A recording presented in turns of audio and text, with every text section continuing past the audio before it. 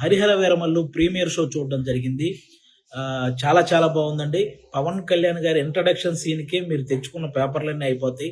సినిమాలో ఇంకా హై ఇచ్చే సీన్‌లు చాలా చాలా ఉన్నాయన్నమాట.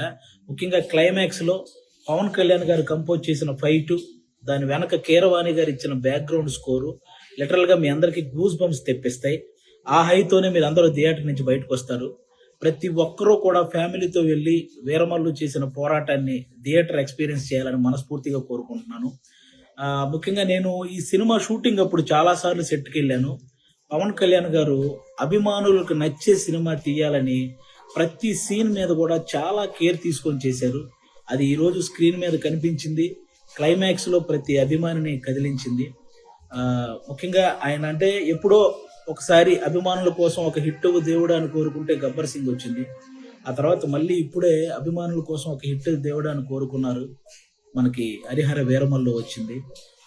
మీరు ఆఫ్ స్క్రీన్‌లో ధర్మం కోసం పోరాడిన పవన్ కళ్యాణ్ గారిని చూశారు.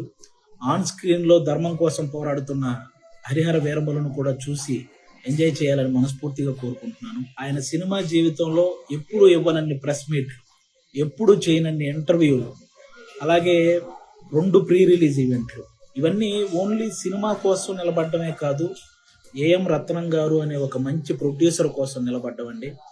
నిజంగా ఆయన భారతదేశం గర్వించదగ్గ సినిమాలు ఎన్నో తీశాడు. తెలుగు, హిందీ, తమిళ్ పెద్ద పెద్ద హీరోలతో పెద్ద పెద్ద హిట్లు ఇచ్చారు. ఈరోజు పవన్ కళ్యాణ్ గారితో ఆయన పొలిటికల్ షెడ్యూల్ని దృష్టిలో పెట్టుకొని దానికి తగ్గట్టు సినిమా షెడ్యూల్ని వేసి, అలాగే ఆల్మోస్ట్ 30 సంవత్సరాల నుంచి పవన్ కళ్యాణ్ గారు సినిమాల ద్వారా మనల్ని ఎంటర్టైన్ చేశారు. పాలిటిక్స్ ద్వారా ఎన్నో అవమానాలు పడ్డారు. కష్టాల్లో ఉన్న ఎంతో మందిని ఆదుకున్నారు. అలాంటి వ్యక్తి ఎప్పుడో కానీ మనస్ఫూర్తిగా ఒక మాట అడగడు సినిమా చూడండి అని. కాబట్టి ఆయన్ని అంటే ఇంకో 3 సినిమాల తర్వాత ఆయన మళ్ళీ కొన్ని సంవత్సరాలు సినిమాలు చేస్తాడో లేదో కూడా తెలియదు.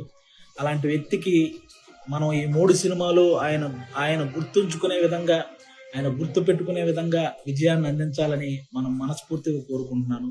పవన్ కళ్యాణ్ గారి అభిమానులందరూ అభిమానులే కాదండి, మనస్ఫూర్తిగా నేను ఒక విషయం చెప్తున్నాను. ఆయనకి నాయకులతో వ్యతిరేకత ఉంటుంది, కానీ సాధారణ ప్రజలందరినీ కూడా సమానంగా చూసే వ్యక్తిత్వం ఆయనది. అది ఏ పార్టీ వాళ్ళైనా సరే.